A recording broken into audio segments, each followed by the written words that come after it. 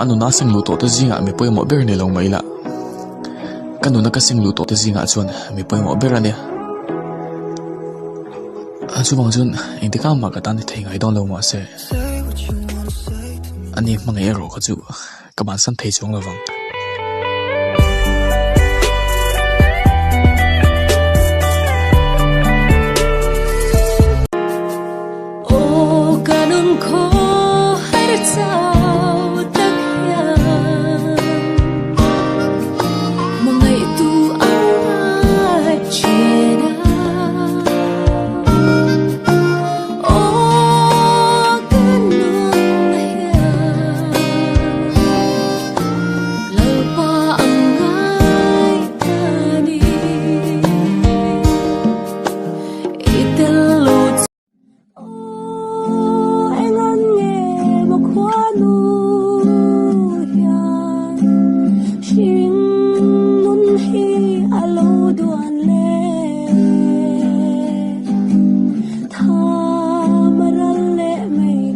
Yeah.